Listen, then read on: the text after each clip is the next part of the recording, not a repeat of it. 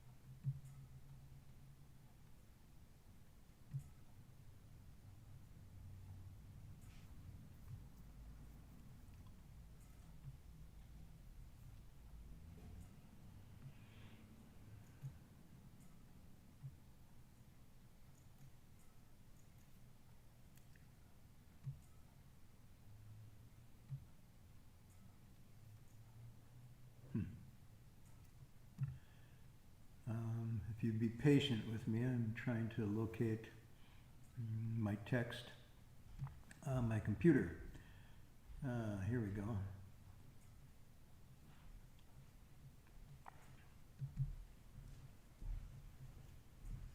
You want the verses?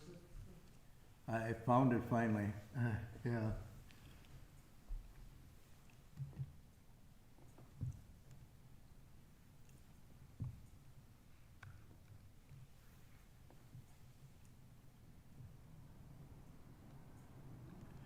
So I think we're continuing on the verses in chapter 9, of course, and the page number is, let's see, I have 24, page 24 in mind.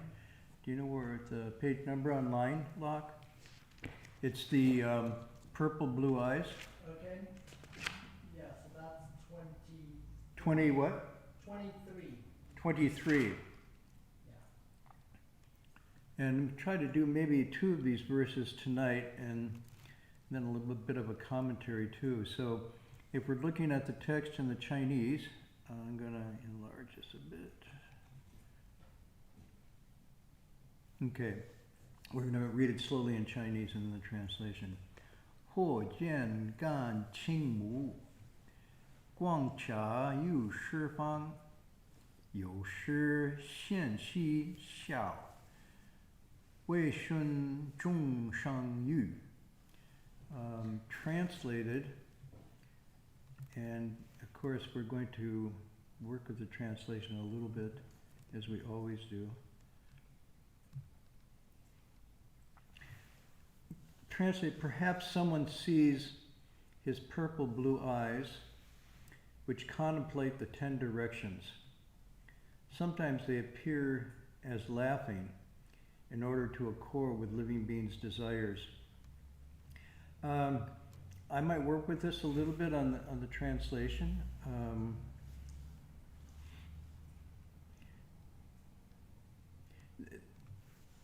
This passage is going into the actual physical encounter one might have with a Buddha or a sage,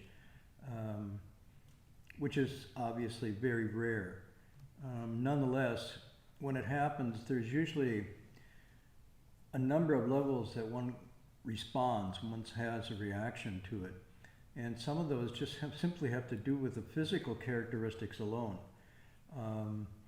This section on the purple blue eyes might seem a little esoteric, but I was just talking to another early disciple last week, and we both commented on the fact that there were times when we would meet our teacher and look directly into his face, and his eyes were not like, you couldn't actually see the pupils. You just saw this basically deep blue, almost zephyr black, roundness, like a pool. It was both dark and radiant, but at the same time. I know that seems like an oxymoron, but that's what, and it was without depth. I mean, there was no end to the depth of that. And on one hand, it was like looking into empty space. On the other hand, it was like looking into a mirror, but it was clearly along these lines of what's being described here. And which contemplate the 10 directions means that the vision qualities or the seeing qualities of a sage are, is that they're really expansively taking in the whole of the Dharma realm, all the paths of existence.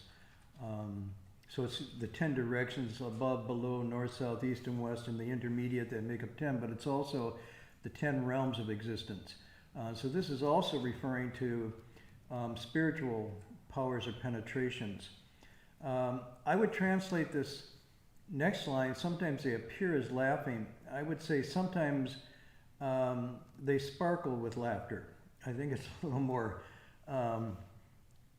not just poetic, but it appear as laughing. Anyhow, it's a little stilted. And then I would also say, in order to accord with living beings, wishes or longings rather than desires. And again, desires is one of those words that we're trying to get our English translation around. Sometimes desire is used almost universally in the English translations, and it doesn't necessarily correspond one-to-one with the original, whether it's Sanskrit or Chinese or Pali. There's different ways, and we were talking about this week in one of our classes. Desire, generally in the sense of the grasping, attaching, lust-driven craving, is translated, it comes from the Sanskrit trishna or trishna, which means thirst, literally means thirst. That's very different than, say, the resolve or the aspiration for bodhi, which also could be called a desire for awakening. So here I would say it's really not according with living beings' desires, which is generally in the English here rendered as coarse craving, but I would say wishes and longings, which has more to do with sort of the dispositions of the more benign dispositions or inclinations that people have. Everybody wants to be happy. That's a desire, but that's not a craving per se, or it's not lust. So I would translate that way. Give you an example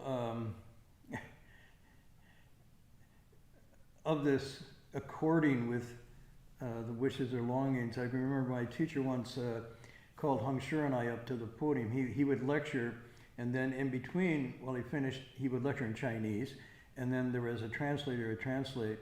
And while the translator was translating, often he'd call somebody up from the audience to talk or to have an exchange. So Heng Sure was on one side, and I was on the other side of the podium. And for whatever the reason, I don't know, maybe Heng Sure remembers, but Heng Sure was getting roundly scolded, very severely scolded. Sometimes when the master would scold in that way, at least for me, it's almost like my hair would stand on end, because it was like the next passage of the lion's roar. And and Heng Sure was getting the full brunt, the full face of this. And I was on the other side, and all I could see was the back of my teacher, but I sure picked up the energy and the vibe of this, the awesome, fear-inspiring scolding. And I thought to myself, oh gosh, I couldn't take that. If that was directed at me, there's no way I could take that. And right in the middle of that, the master simply turned his head around 180 degrees and looked at me. And I thought, oh my gosh, here, I'm going to get this blast. And instead, what he did was give out this radiant, warm smile. It just sort of melted my heart. And it was genuine. It just gathered me in. It was exactly what I needed at that moment to just sort of soften and let go of my fears.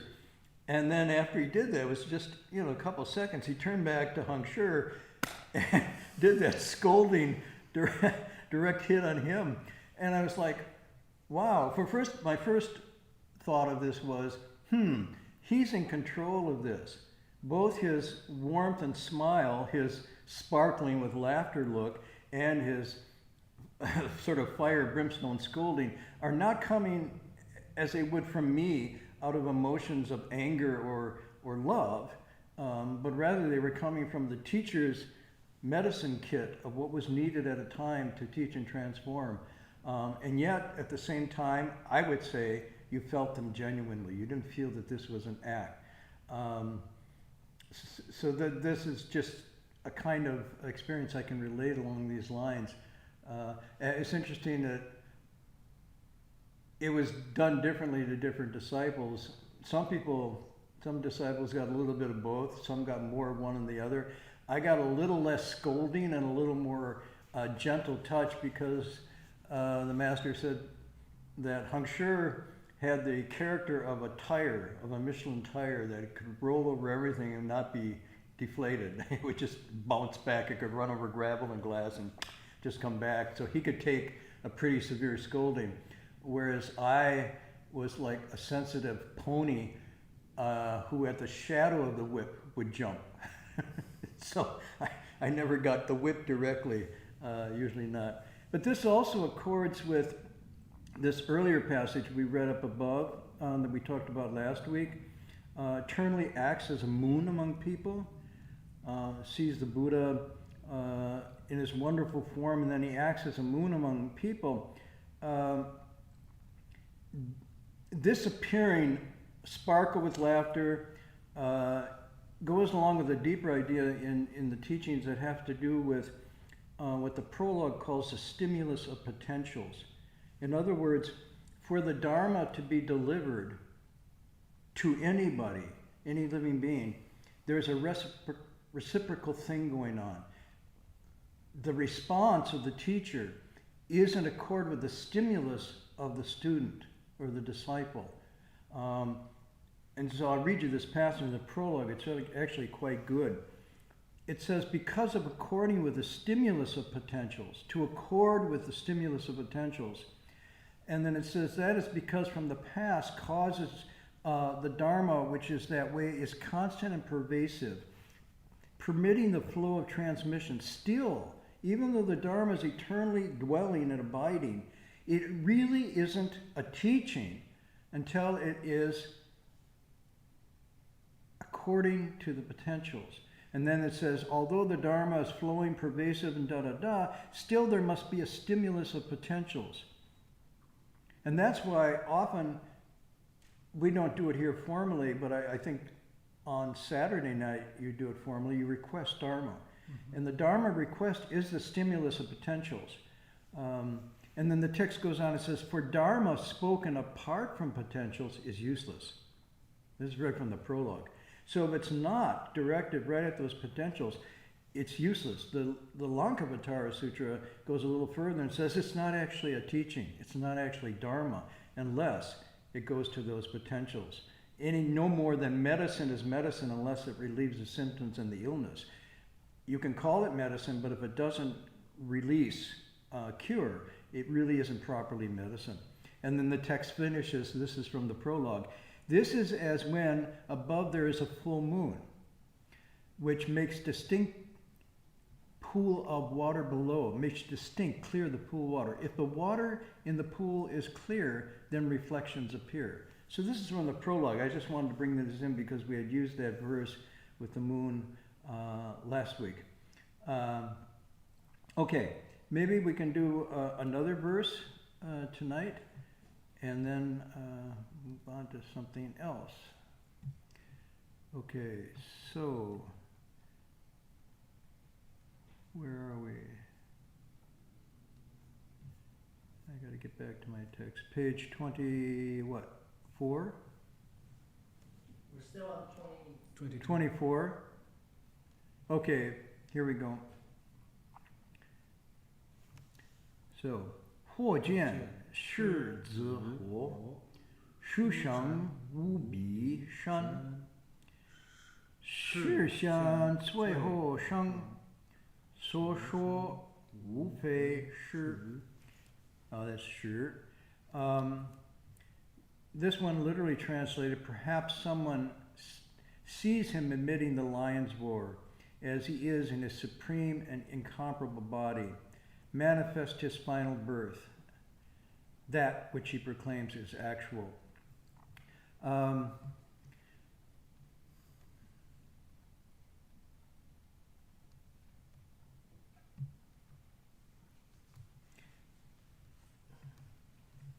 This is actually a very famous metaphor, and I'll just say a little bit about it.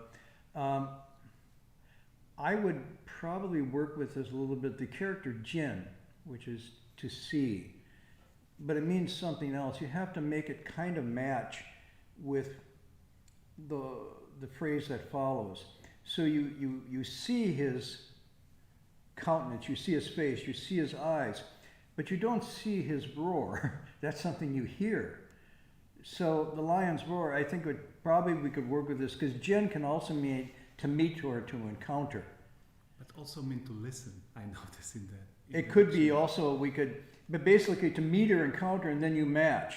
So you listen to, right, you listen to, you see, you feel.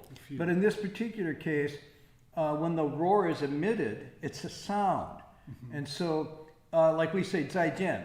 Literally, it means again, we encounter, we meet. It doesn't mean see again, that's just sort of colloquial. So here I would translate it, perhaps someone encounters him, with emitting the lion's roar.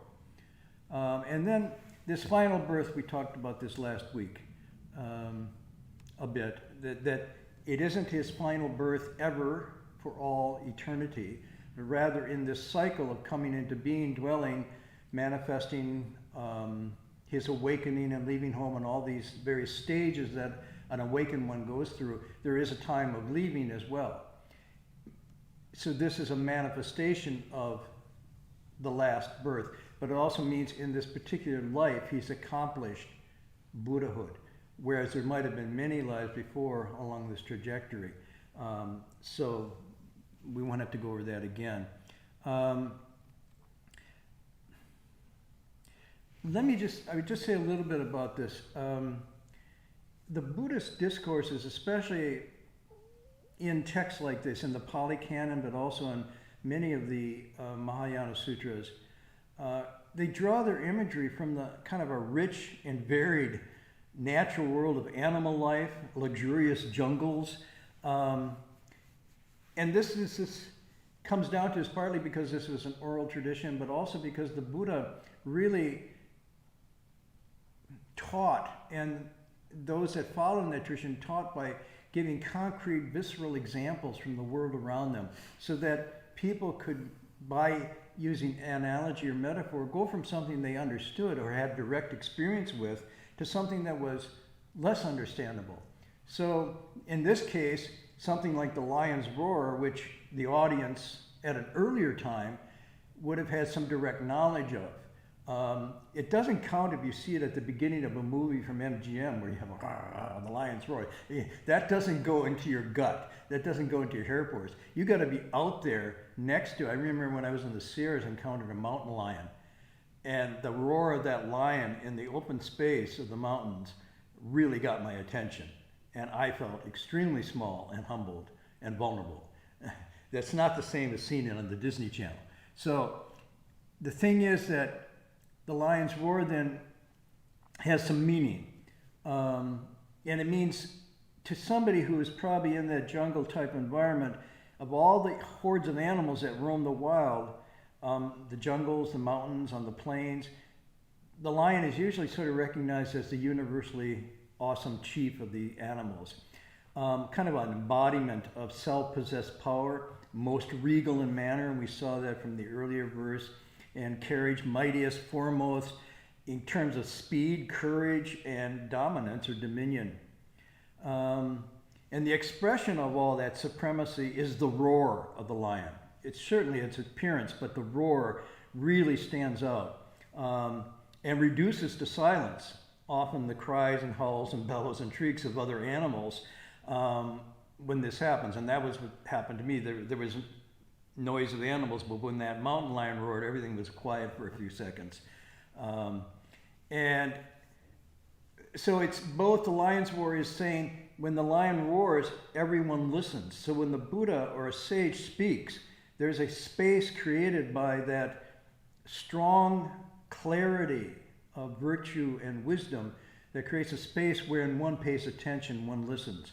But it also has to do with, and we would say here in a colloquial way, speaking truth to power, but it's the voice of undiminished truth speaking. So the lion's roar here is meaning the Buddha speaks the ultimate matters of birth and death and how to resolve that issue. I wonder, and this is a question I have, because carrying this tradition forward with these texts, I wonder if these metaphors from the jungle, from the wilds, from the natural world will start to lose their hold and purchase on people. As we extinguish more and more species, the natural world, the forest, the jungle, the wilderness, the plains, the mountains, as that disappears from human consciousness and daily human contact, will these stories and allegories and illusions still tell and resonate with people? I find it now, even with younger children that I work with, many, and the Jataka tales are filled with the animal allegories and stories of the previous past lives and so forth. And even the burning house, the Lotus Sutra, the burning house, when I shared it with my niece and said the Buddha promised these children in the burning house, if they came outside, he'd give them a goat cart and a sheep cart and a deer cart. And like, what's so special about that? In other words, they had grown up, their modes of transportation were bikes and motorcycles and cars and electric scooters. They weren't being pulled around by charming animals, or much less even being pulled around. And so the idea that the kids would come out for that didn't excite them. They didn't resonate with that as being a reason to come out. If I'd said he promised them their own scooter or their motorbike or their Beamer or something like that, then the kids might relate to that today. Anyhow, that's one thing. And I think humans are so transforming the natural landscape so dramatically. We're now at a point where over 1 million plant and animal species are at the risk of extinction, total disappearance. And in most of the major land habitats, like the savannas of Africa and the rainforests of South America, the average abundance of native plant and animal life has fallen by 20% or more in the last century. And this is happening daily. So it's just a kind of a thought I had to wonder as we go forward. And the question isn't so much whether they will continue to resonate with people. One would hope they would, at least in the imagination. But it's also an indication that in an earlier time, this was the lingua, this was the imagery, this was the background of people living close to nature. And the fact that it may not resonate with us so much anymore is actually a testament to our alienation and removal from the natural world, rather than these texts being too old or too out of date. So it's something to contemplate, it just is just a high note. Those of you who are interested in this want to look further into it. There's actually 2 Pali texts that are directly called the roar of the lion, the lion's roar.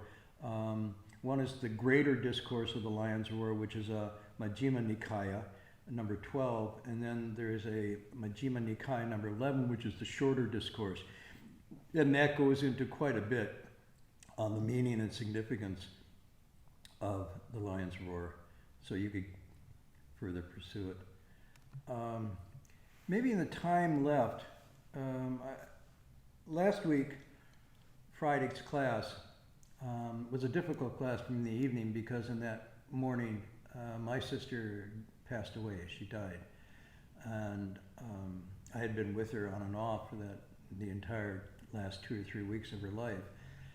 But that particular morning, when she took her last breath, literally, even though I've been through this many times, death, especially of someone close, always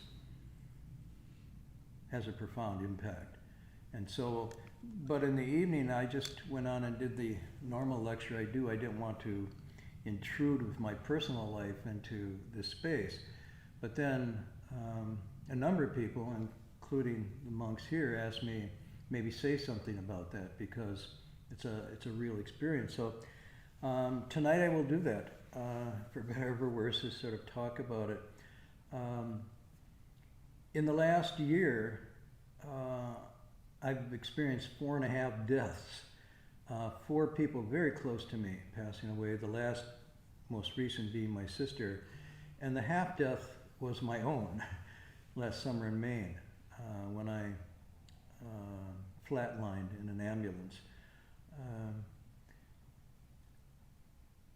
The interesting or the good thing for me I got to spend time with every one of those people that I lost, especially at the end. And I must say, I know you might think this sounds funny, but it actually lessens the pain and even the sense of loss. Because at that moment, when you're with somebody that you know deeply in that way and close to, something more is given than is taken away. And I say this with all honesty. There's a rare moment of truth that they're in at that time that then drops me into it and brings me into a moment of truth with myself. And then there's the overwhelming truth of the event itself. And the combination of their trueness at that moment, because a lot drops away at that moment, that then opens up the trueness in yourself, and then the actual I don't know how to say it, inescapable power of the event of death. It just cuts through all the games and the mask. Much of the artificial, I think, what I call dream banter and busyness that I and most people spend time in. And so I don't regret those moments of being close. I was there with my father, my mother, my younger sister, and now my other sister. And I felt as if I hadn't been there, something would have been less in me and my life as a result of that. So I would just say to most people, if you have the opportunity to be with someone close to you dying, don't miss it. Don't neglect it. It's actually an opportunity, even though I know it can be kind of scary and fearful. What it gives is far more important than what you think it might take. But you won't know that unless you're actually there to do that. I was very impressed with her children, which would be my nieces and nephews, who all came to gather and be with her 24/7 for those last 3 weeks, taking care of her. And as the youngest one said to me, and it was very touching, she said, it was an honor for me to be here with my mother. Not an obligation, not a duty, but it was an honor. And she said, first of all, just a chance to repay all the kindness that she had given us through the years. And she was talking about the fevers and the diapers and the encouragement on the food and the clothing and shelter and the advice and even the scoldings and hugs and the hands. I mean, as she was holding her mother's hand, you could see this is a hand that held her, lifted her up, took care of her for years. And so that sense of her saying that, and what struck me was she's not Buddhist, she's not even Confucian, She's actually very secular. She's not even, quote, religious at all. But there was something real, almost universal in that sentiment of honoring one's parents and the honor of being there to be with them at that moment that almost was universal. The text, of course, the Buddhist and Confucian texts talk about this. But what I saw in that those texts are talking to something deeply in the human. It's not a cultural thing. It's not Chinese or Indian or even American. It's something in the heart of people, and that these texts point to it. So that really struck me and humbled me, and I commended them for what they had done. And it was just a good moment for all in that way. The other thing that came up, which is very interesting, and my sister herself was also very non-religious. But there was a moment there in those last few days where she got me alone, and then she said, so you're really into things spiritual, aren't you? I said, yeah, I've been known to dip and dive into that a bit. And she said, so can you help me, because I'm having things happen to me I don't understand. And then she explained that she felt a very distinct, palpable presence on her side, just a little bit behind her, but on her side. And then a number of times she felt someone touching her, tapping her on the shoulder gently. And I asked her, and she said, what is that about? And for her, because she's not religious or had any expectation of these things, it was even more remarkable. And I said, well, let me think about it a little bit and I'll get back to you. But I said, was it frightening to you or fearful? She said, no, it's actually quite comforting, very natural. And I said, well, then probably nothing to worry about. But then as I looked into this is actually something that's out there in the literature now. They're called NDEs, as one expression for them, which is near-death experiences. And the other expression they use is ADCs, which are after-death contacts. And these are being reported across the world, and they're being looked at. There's no totally satisfactory explanation for or theory about why these happen. Some people use neurological explanations, some people use religious explanations. But the point is, they occur across cultures, across countries, across peoples, regardless of their religious or irreligious holding. And it's like, for her at that moment, something opened up that was out of the ordinary for her. And her curiosity was right there, and a search for some meaning to this. And it's like, I thought about this and I thought, well, we don't have a satisfactory explanation for this. They exist, but we can't, quote, explain them. But, I thought we can't explain love either. We can't even explain sleep, why we sleep. I mean, people are looking at this and nobody really knows what happens and why it is we sleep. And we certainly can't explain our birth and our death. I mean, we can explain it sort of physiologically. But, as Han Chan once said, he realized that he came in through his mother's belly, and he said very honestly, he said, to this day, I've never figured out how I actually got in there and how I got out. And he was saying something I think is beyond the obvious physical aspects of this. What's going on there? Where did I come from, really? And then at the moment of dying, where am I going? What happens afterwards? We have no explanations for this. And yet, it's really funny because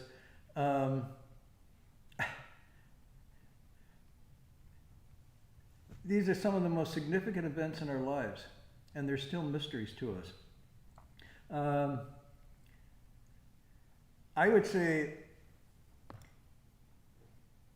if we look at some of these texts and some of the biographies and autobiographies as well, we see that the moment of death and dying turns out to be the entry point, often the stimulus for people going into deep philosophical and spiritual inquiry. And also they turn out to be sometimes the most pivotal moment of the teaching and transformation of individuals. And we see this in text. If I have time, I'll just point to Hui Neng's passing and dying. He lets his disciples know he's going to pass away. And then they come to him for this final, very poignant teaching. They are ready as never before to hear what he has to say because they realize he's going. And he uses this for probably, I think, his most important teaching moment, lesson with them. So I would say to some extent, at least for me, and I think for a lot of people, this is why we cultivate. When we talk about self-cultivation, or we talk about pursuing this Buddhist path of inquiry, it really isn't about belief or looking for a kind of deliverance or salvation so much as that this desire to know about the things that are most significant to us and that we understand very little about, but we can feel it. And so when I say the truth of that moment, when she is passing there and I feel that immediacy of that and everything sort of drops in the realness of the event, that's something we feel. We know it's real. And at that moment, there is this, not just an urge, it's almost a passionate wanting to know, what is this about? We know we're born and we know we must die, and there's this brief interval in between. And at that moment, you're brought face to face with that truth. I was thinking of the Chinese poem or line my teacher once gave when someone passed away. He says, it's an ancient poem, when someone close dies, my tears flow. Not just because they are leaving, but because death rolls on toward me. And so that's the other thing one experiences. I say it's a precious moment because the illusion that I too am not in some way vulnerable to this is shed, especially if it's someone close that you've lived with, hugged with, even slept in beds together when we were kids and so forth. This really comes out palpably at that moment.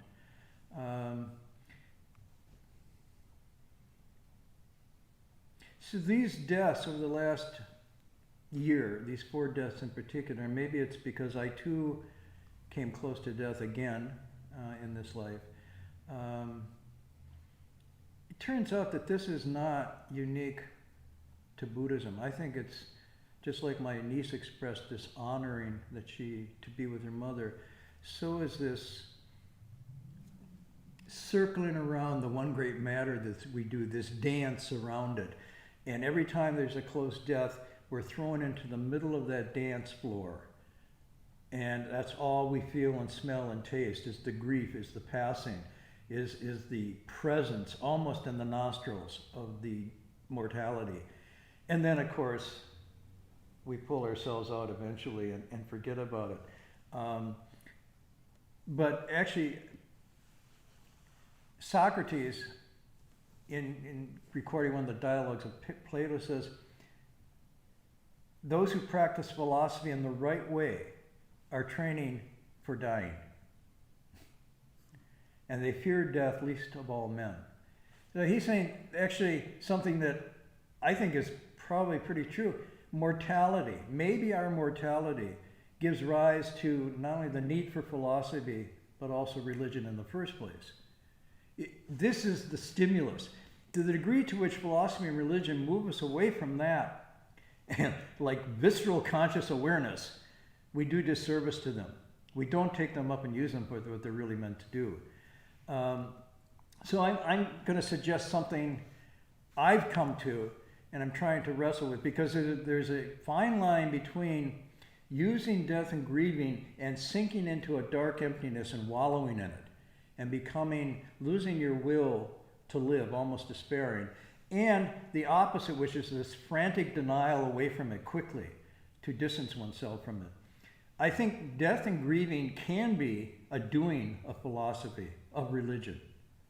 Even reluctantly, we cannot help from pondering at that moment. And that pondering is doing philosophy. However, sloppy, however unprofessional it might seem, however unrigorous, it is our way of doing philosophy. And everyone, even animals, do it when something dies. They ponder for a moment, they ruminate.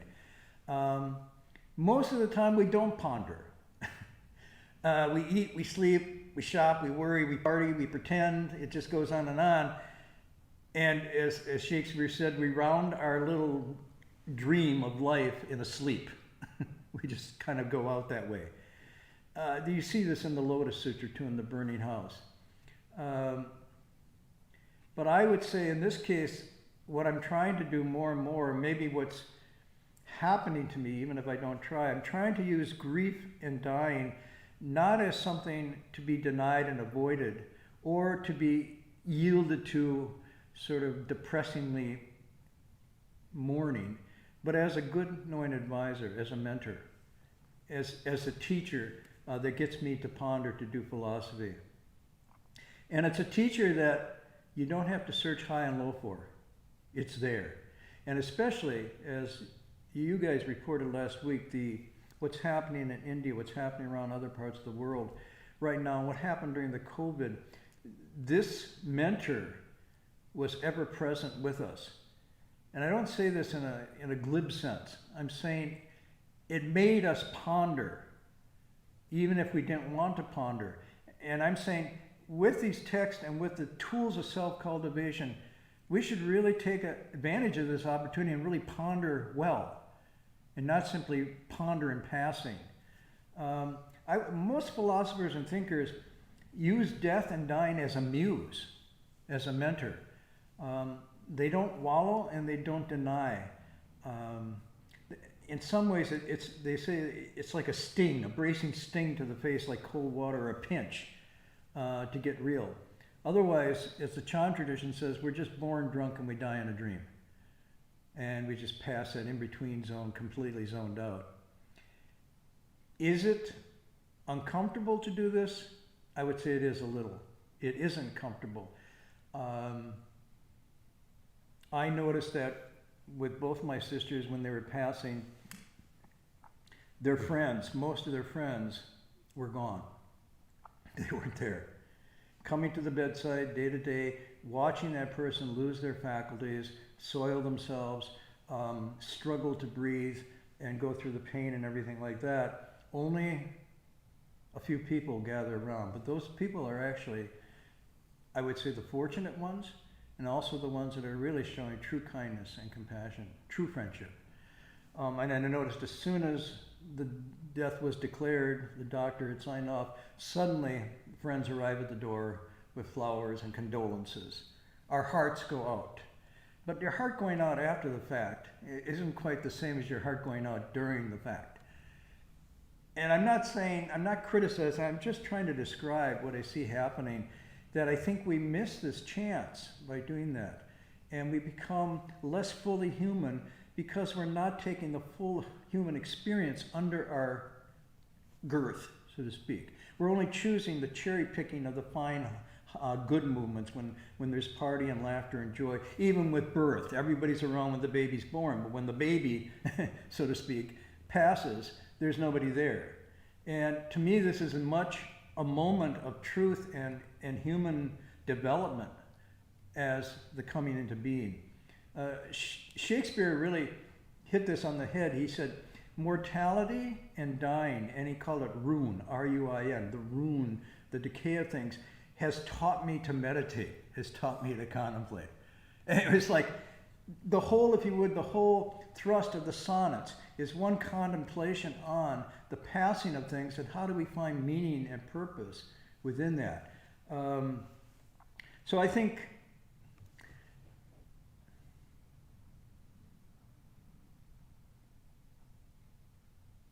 I was fortunate to have been there. What did I get out of all this? And I want to be honest and share a little bit of that with you, and that's probably where I'll stop tonight. The one thing I got each time, and more importantly with my own brush with death this summer in Maine, was a sense of, okay, back to the drawing board. Literally, let's go back to square one and keep this contemplation sort of between the eyebrows a bit and not just let it drift away. And again, I'm striking this balance between wallowing in some kind of self-mortifying depression and just moving on. Oh, things are okay. Let's, get on with life. I think there's somewhere in between. I remember this line from Emily Dickinson, and for me it was true of this summer, and I would say it's true of all these deaths. She starts her poem, "Because I could not stop for death. Because I could not stop for death, he kindly stopped for me." And what she's saying there is, we avoid it, we run away from it, but it kindly stopped. There's a kind of irony in what she's saying here, but he kindly stopped for me. I will then be really honest and share this. I haven't ended birth and death, the Buddhist Chinese expression, Liao Sheng Tosa, to end birth and death. And you'll see this in the text. You'll see many people talk about that this is in the request for Dharma in the evening. Will the Dharma master turn the wonderful Dharma wheel to Jesus leave suffering and end birth and death? And then the Dharma master teaches them how to end birth and death. Maybe. I don't even know necessarily what that means. I really don't know what that means. I know it means that birth and death are the one great matter. And I know this viscerally, and I know it really. Have I resolved and ended that, whatever that means? I'm not sure I know what that means. But I have discovered a few things, and this is what I wanted to share. The death of me as I'm presently constituted, and I want to stress, as I'm presently constituted, is for certain. It's the boss. Okay? I mean, this much I know, having 3 times in this life for me gone there and been completely overcome, subdued, broken, beaten, busted, flattened out. I realized that this is the boss. This is the top thing, the kid on the block.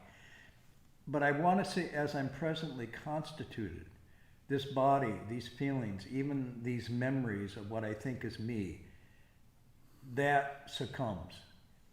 The second point I think I've learned is that all my possessions, all my books, my toys, even my determined willfulness, my fears and my fondnesses, all of these things are basically like a candle in the wind to this. When this thing happens, when this event starts to happen, none of that holds a claim to this wind. This wind just blows right past and over them. I can cry, I can plead, I can be as afraid that my hair stands on the head. This implacable, impersonal event, or being, if you want to personify it, is unmoved and relentless. And so whatever I think I'm investing in to counter, to deal with that, is a joke. So give it up. But that, in a sense, prepares me to be more real and more honest in how I then come at it. If I can drop the pretense that I'm going to beat it or outrun it, I can then get into the next state. The third thing I want to share, and this I've talked about before, and I don't have time to go into it tonight. It's interesting that somebody just sent me a dialogue of a conversation that Heng Sure and myself had around my dying in Malaysia, and I was reviewing it this morning. So from that one experience alone, the death of me as I'm presently constituted, yes, is certain, but something goes on. And I want to stress this. It is not final. Something goes on. It's not the present constitution goes on. Clearly, that doesn't. But something goes on. Death is not an end. It's only the end of one kind of existence, one kind of being.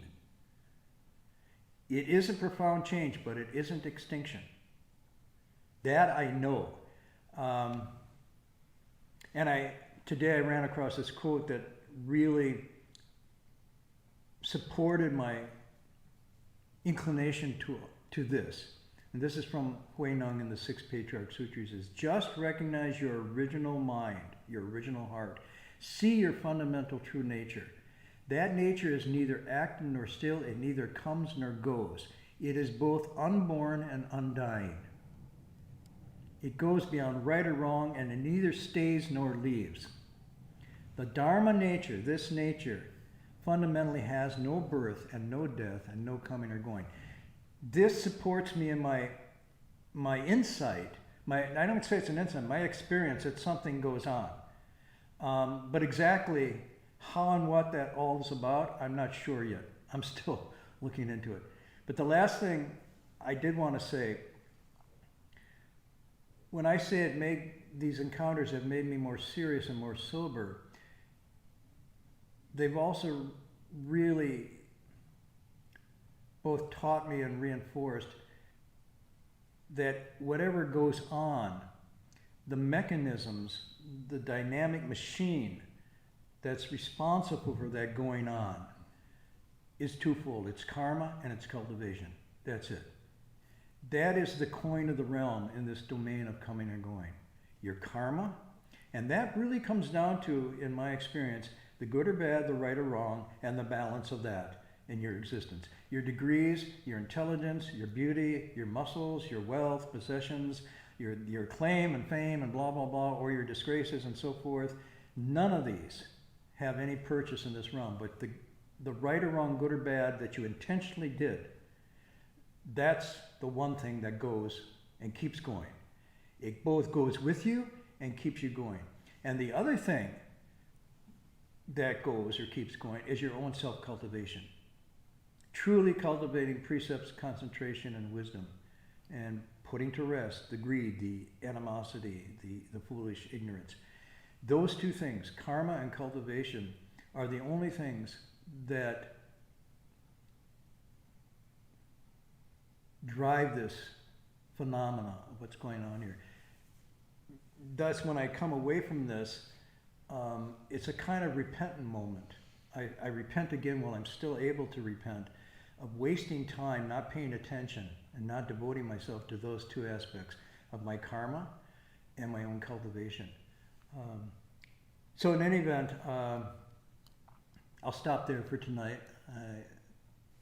I don't know if this is what people are wanting or anticipating in my sharing, but this is the point that I've come to in my own practice and understanding.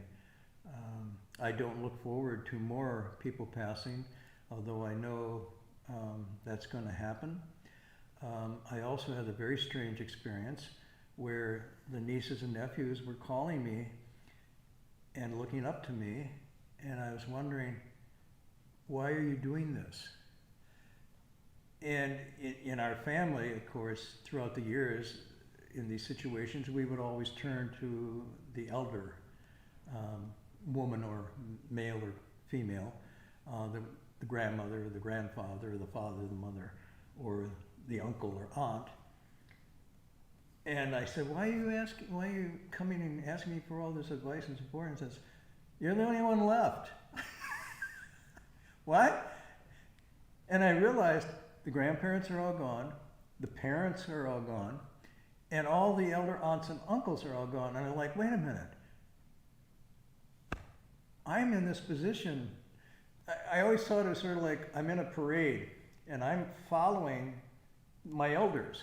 I'm in the parade marching along and I'm following them. And I realized now the parade's going on, and I stop and there's nobody in front of me anymore. they're all gone.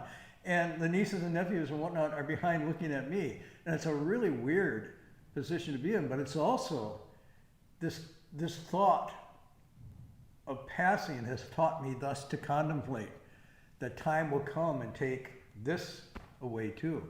And so it's sort of like a wake-up call. It's kind of a sign of respect from them, but it's also a shot across the bow to say, as they were, you will be. And so it's like, wow, nobody's in front of me in the parade anymore. Anyhow, just a passing anecdote. So we'll stop there. You want to say something tonight, or are you Sure. content Yeah, to? just maybe a few We got a few minutes.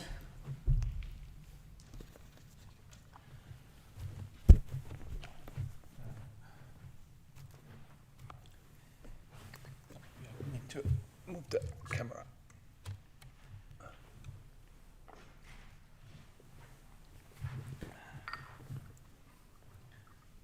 Just was listening what Marty was talking about the process of passing, process of dying, and it reminds me, my friend, she runs and she's founder of the hospice in north part of the Poland, and the hospice especially specialized to give a care and stay with passing children. What is very difficult and tough for parents, for nurses, for everyone, of course. And what very touching me is their kind of mission. They say we cannot add days to their life, but we can add lives to their days. And it's I think something very what resonates with Marty you says, how important is to be around someone who is in this process, and what kind of quality we bringing to this person. Just sometimes be in silence. I was working as a volunteer in cancer hospital in Warsaw, so for 5 years. I encountered many cases, people who I noticed they not want to talk even. And first my thing was to acknowledge where is the need, how I can resonate into, how I can gently came to their realm. And I know they're very often in suffering, but it was quite, I can say magical to some extent, to see very deep kind of silent dialogue, to be together. And sometimes I was standing like hours without word. And someone was next to me and feel my presence. And I know that we connected in a very deep and undescribable way. And in this place I met another kind of very important mentor in my life. He was a surgeon, a very accomplished surgeon, poet, artist, very kind of talented man, who finally decided to stop his career. He moved to small village northeast of the part of the Poland and created with the friends the hospice, home hospice, where the old people can pass. Because mostly those people are alone, because many young left these small villages, went to the cities, to different countries, looking for career, many reasons. People move forward, right, to the life, like Marty says, and make people busy. But sometimes those old people have become alone over there. And for him, it is important to acknowledge that even in the process of dying and the end of the life, he says, he's still alive. And it make a difference. He says, will come nurse, for instance, who is not trained, not empathetic, or anyone. This last moments of life can be very painful. And we can imagine if someone cultivate, who came to be with, right, to hold together space, can make this transition very meaningful and very transformative for both sides, also for the person who is on this process of passing. And maybe I can just finish that this. When I back to my memory, being in the hospital, this was one of the best lessons in my entire life, to be around those people. And you can see in the hospitals, this is the pictures we don't see usually when we're walking around the streets. Those who are facing the last moments of their lives. You can see the young ones, middle age, old age. And it's humbling that why I don't thinking that it's happened to me, And literally being there, this was one of my kind of messengers who taught me that follow your true intention in your heart. And for me, what was go here, try find the true purpose and meaning, and I'm still in the process, of course, finding this. But the recognition, the hospital bed is waiting for me, and I don't have so much time, it was one of the best important lessons in my whole life, entire life. But it's so easy to forget about it. Right. Still in the rope, and so it's fine, everything is okay. So anyway, I end up here. A few announcements. Next week, not next week, sorry, for 2 weeks from now, May 23rd, we'll have Buddha's birthday. It will be online like last year, and after that will be 3 days. Start May 24th, Amitabha session. You can check on information on website.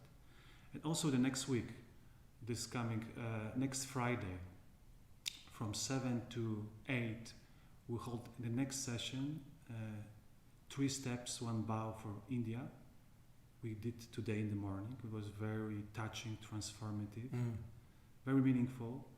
How we can be together with others, express our care, and I think especially bowing help us how we at the same time can cultivate this kind of deep equanimity and an understanding that this is the part of our life, and sometimes we cannot change that. So many people show up from around the world, and I can show, it was very touching that a day before Audrey came, and it was handwritten, the mandala of the prayers and the names of people in India, not only in India. We have a very difficult time right now in the whole globe, and seeing this kind of deep heart dedication, those who wish and support others who passing, who are in the process of passing, for their families, thanksgivers, the caregivers and so forth, is very, very, very uplifting. So we will do again this in next Friday. So if you wish, we'll post some information on our website. Yeah. Wow, that's great.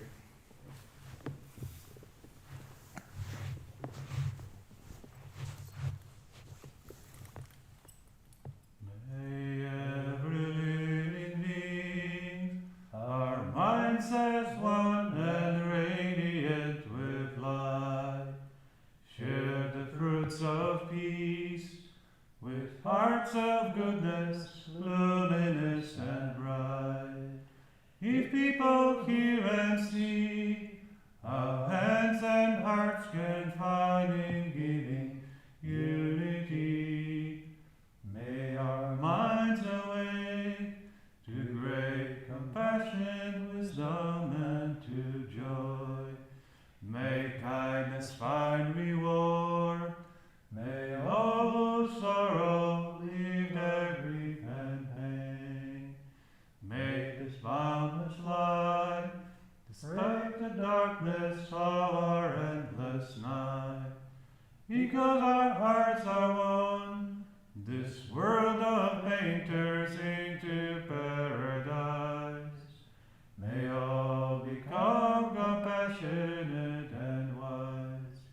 May all become compassionate and wise.